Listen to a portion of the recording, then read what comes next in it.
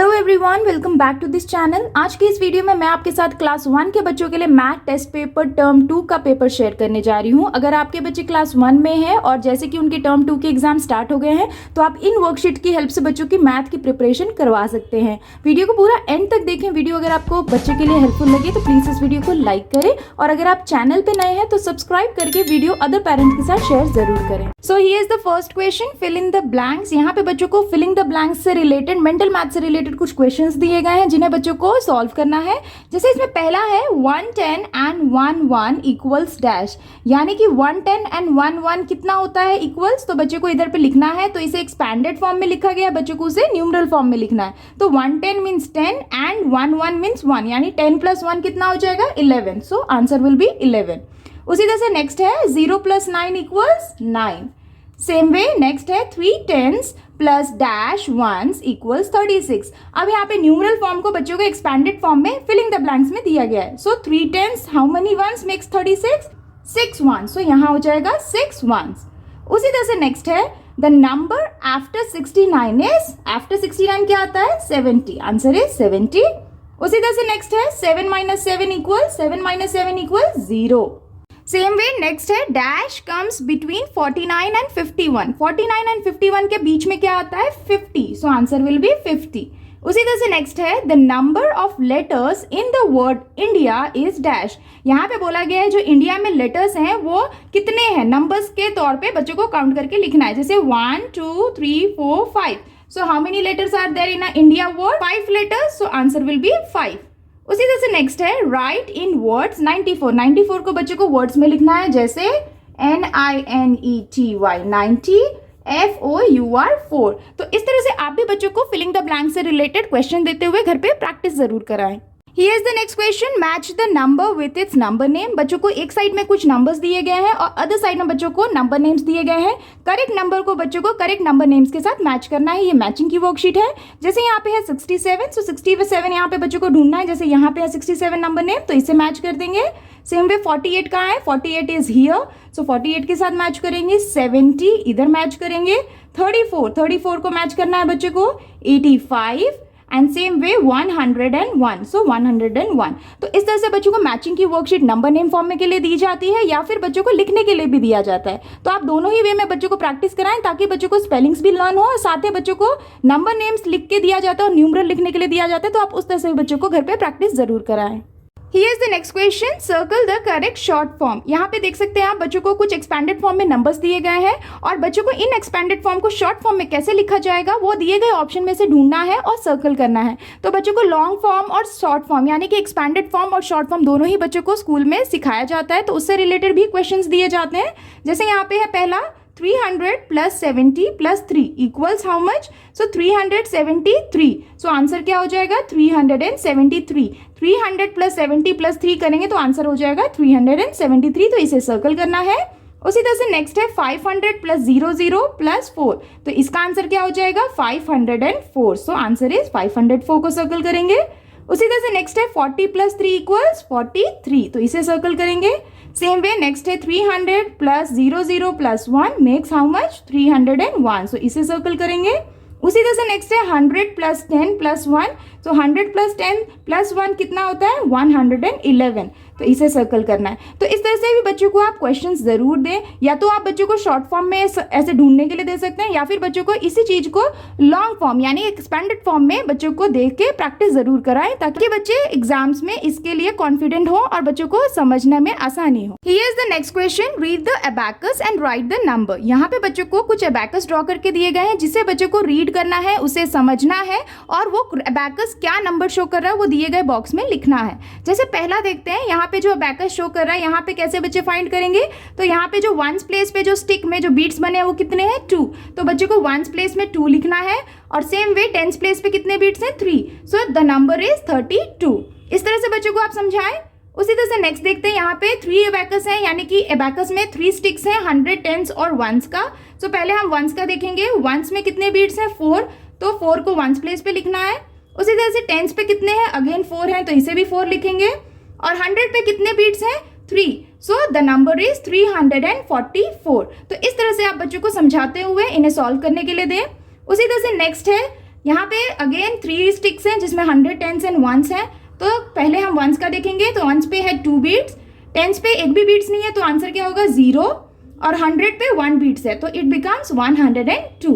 उसी तरह से नेक्स्ट अबैकस में क्या शो कर रहा है, 10s प्लेस पे 4 बीट्स हैं तो इट्स बिकम 4, एंड 1s पे 0 है, सो इट बिकम 40, यानी कि ये अबैकस 40 नंबर शो कर रहा है। तो इस तरह से आप बच्चों को समझाते हुए इसे सॉल्व करने के लिए दें और घर पे प्रैक्टिस करवाएं। Here is the next question, arrange the given numbers in descending order. यहाँ पे बच्चों को कुछ नंबर्स दिए गए हैं जिसे बच्चों को डिसेंडिंग ऑर्डर में प्लेस करना है दिए गए ब्लैंक्स में। सो बेसिकली डिसेंडिंग ऑर्डर क्या होता है, कोई भी नंबर जो बड़े से छोटे की तरफ मूव करता है, यानी कि सबसे बड़ा नंबर सबसे पहले लिखेंगे और ग्रेजुअली छोटे की तरफ मूव करना है। तो यहाँ पे जैसे नंबर्स दिए हैं तो इसमें सबसे बड़ा नंबर यानी सबसे हाईएस्ट नंबर बच्चों को ढूंढना है। तो सबसे हाईएस्ट नंबर कौन सा है, 201, तो 201 लिखेंगे। उसके बाद 201 से लोएस्ट नंबर ढूंढना है बच्चों को दिए गए ऑप्शन में से, तो वह है 140। उसके बाद उससे स्मॉलर क्या है 130, उससे स्मॉलर क्या है 102, उससे स्मॉल क्या है 94, और उससे स्मॉल क्या है 5। तो ये हो गया डिसेंडिंग ऑर्डर में प्लेस। तो इस तरह से भी बच्चों को क्वेश्चंस दिए जाते हैं। यहाँ पे मैंने सिर्फ बच्चों को डिसेंडिंग ऑर्डर में दिया है, आप चाहें तो बच्चों को डिसेंडिंग और असेंडिंग ऑर्डर दोनों ही इस तरीके से वर्कशीट बना के देके बच्चों को घर पे प्रैक्टिस करा सकते हैं। Here is the next question, using the word bank right the name of each below. यहाँ पे बच्चों को कुछ शेप से रिलेटेड पिक्चर ड्रॉ करके दिए गए हैं। इन शेप्स को बच्चों को आइडेंटिफाई करना है और उसे क्या कहते हैं उसे दिए गए वर्ड बैंक में से ढूंढते हुए करेक्ट जगह पे बच्चों को यानी कि करेक्ट ब्लैंक्स में लिखना है। जैसे यहाँ पे जो पहला पिक्चर है ये किस चीज का पिक्चर है, ये एक डाइस है, और डाइस कौन से शेप में होता है, क्यूब। तो बच्चे को क्यूब की स्पेलिंग लिखनी है जैसे CUBE क्यूब। उसी तरह से नेक्स्ट पिक्चर क्या है, एक रेक्टेंगल है, तो यहाँ लिखेंगे रेक्टेंगल। उसी तरह से नेक्स्ट क्या है, एक बॉल है, और बॉल कौन से शेप में होता है, स्पीयर शेप में, तो यहाँ लिखना है स्पीयर। उसी तरह से नेक्स्ट क्या है, नेक्स्ट जो पिक्चर है जो शेप है उसे बोलते हैं कोन, तो यहाँ लिखेंगे कोन। सेम वे नेक्स्ट पिक्चर एक कैन का है, और कैन कौन से शेप में होता है, सिलेंडर शेप में, तो यहाँ आ जाएगा कौन सा, cylinder shape. Same way next picture is a square, तो यहाँ लिखना है स्क्वायर। एंड सेम वे ये जो पिक्चर है इसे हम बोलते हैं क्यूबॉइड, तो यहाँ पे लिखेंगे क्यूबॉइड। तो इस तरह से आप भी बच्चों को शेप से रिलेटेड वर्कशीट जरूर दें। ये जो वर्कशीट है ये 2D और 3D शेप से रिलेटेड है। बच्चों को 2D और 3D शेप्स ये दोनों ही क्लास 1 में बच्चों को स्कूल्स में पढ़ाए जाते हैं। तो आप इस तरह से बच्चों को वर्कशीट देते हुए इजिली बच्चों को स्पेलिंग्स लर्न करवा सकते हैं, साथ ही शेप्स को आइडेंटिफाई करना भी इजिली सिखा सकते हैं। Here is the next question, right true और फॉल्स। यहाँ पे बच्चों को ट्रू एंड फॉल्स से रिलेटेड क्वेश्चंस दिए जाते हैं। इस तरह के क्वेश्चंस भी बच्चों को मैथ के एग्जाम्स में दिए जाते हैं, जहाँ पे बच्चों को कुछ इक्वेशंस या कुछ स्टेटमेंट दिए जाते हैं जिसे बच्चों को समझना है, और अगर वो स्टेटमेंट सही होता है तो वहाँ ट्रू लिखना होता है, और अगर गलत होता है तो फॉल्स लिखते हुए कंप्लीट करना है। जैसे यहाँ पे पहला देखते हैं, 82 इज मोर देन 50।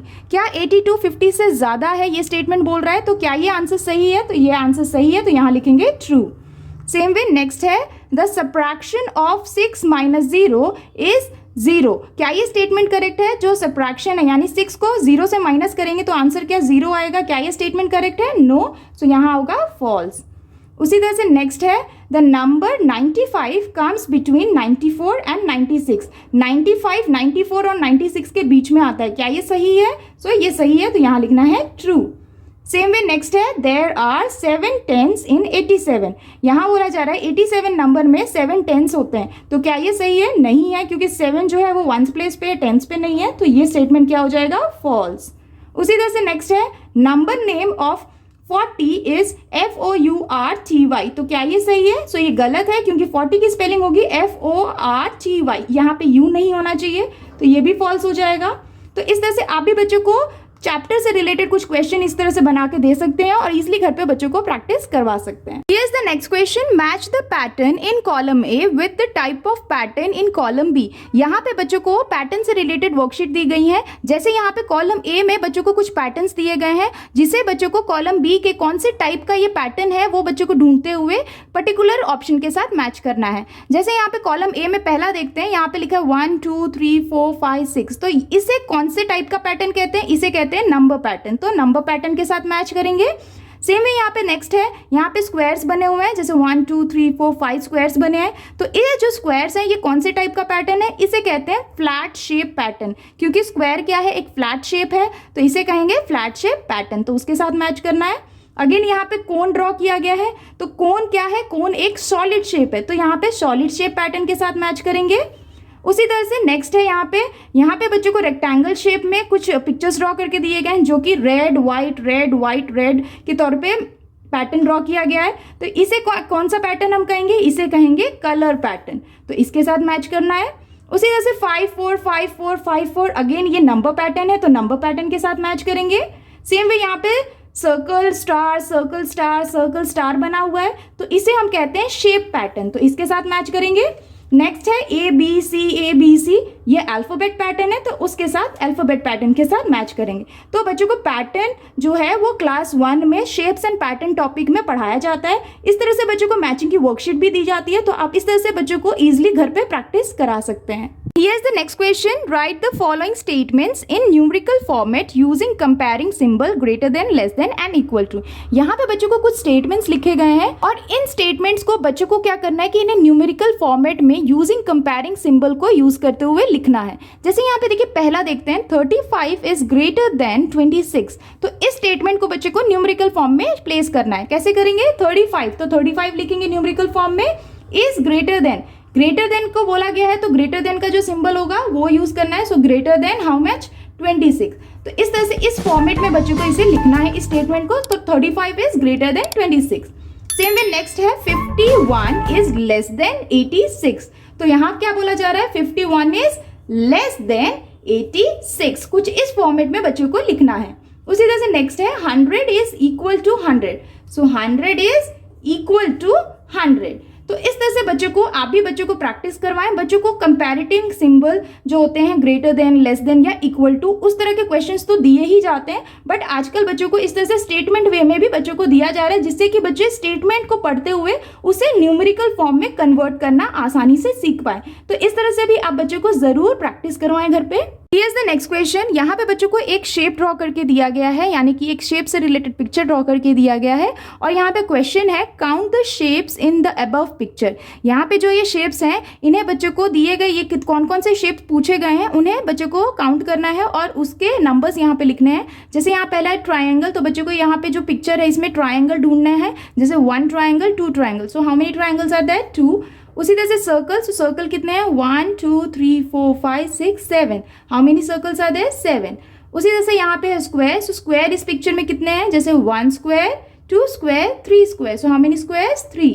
उसी तरह से रेक्टेंगल पूछा है, so 1 rectangle, 2 3 4 5 6, so how many rectangle, 6। तो इस तरह से बच्चे ने ऑर्गेनाइज कर लिया है। अब यहाँ पे क्वेश्चन पूछा गया, name the shape that occurs most, यानी कि यहाँ पे जो पिक्चर है इसमें सबसे ज्यादा कौन सा शेप आया है वो बच्चे को लिखना है, उस शेप का नाम। तो यहाँ पे ऑलरेडी बच्चे ने डेटा को ऑर्गेनाइज किया है, तो बच्चे यहाँ से आइडेंटिफाई कर सकते हैं। तो सबसे ज्यादा शेप कौन सा है, सर्कल, क्योंकि वो 7 है, तो यहाँ लिखेंगे सर्कल शेप। उसी तरह से नेक्स्ट है name the shape that occurs least, यानी कि सबसे कम शेप कौन सा यूज हुआ है पिक्चर में, वो है ट्राइंगल, तो यहाँ लिखना है ट्राइंगल। तो इस तरह से बच्चों को ये जो वर्कशीट है, ये जो क्वेश्चन है, ये बच्चों को डेटा हैंडलिंग टॉपिक में पढ़ाया जाता है, इस तरह के क्वेश्चंस दिए जाते हैं। तो ये आप इस तरह से बच्चों को जरूर प्रैक्टिस करवाएं। डेटा हैंडलिंग से रिलेटेड ऑलरेडी मैंने डिटेल में आपके साथ प्रैक्टिस वर्कशीट शेयर किया है, उसे आप किस तरह से बच्चों को समझा सकते हैं ये भी शेयर किया है। तो अगर आपने उसे नहीं देखा है तो डिस्क्रिप्शन में आपको मैं लिंक दे दूंगी, आप वहां से चेकआउट कर सकते हैं। तो इस तरह से आप बच्चों को घर पे जरूर प्रैक्टिस करवाएं। That's all for today's videos friends. I hope कि आपके बच्चों के लिए ये मैथ टेस्ट पेपर टर्म 2 के लिए काफी हेल्पफुल रहा होगा। अगर आपके बच्चों के मैथ के एग्जाम शुरू हो रहे हैं तो आप इस तरह से बच्चों को क्वेश्चंस देते हुए घर पे प्रैक्टिस जरूर कराएं, ताकि बच्चे कॉन्फिडेंट रहे आने वाले टर्म 2 एग्जाम के लिए। अगर आपको ये वीडियो अच्छा लगे, बच्चों के लिए हेल्पफुल लगे, तो प्लीज इस वीडियो को लाइक करें, और अगर आप चैनल पे नए हैं तो सब्सक्राइब करना ना भूलें। मिलती हूँ आपसे नेक्स्ट वर्कशीट के साथ, तब तक के लिए take care and bye bye.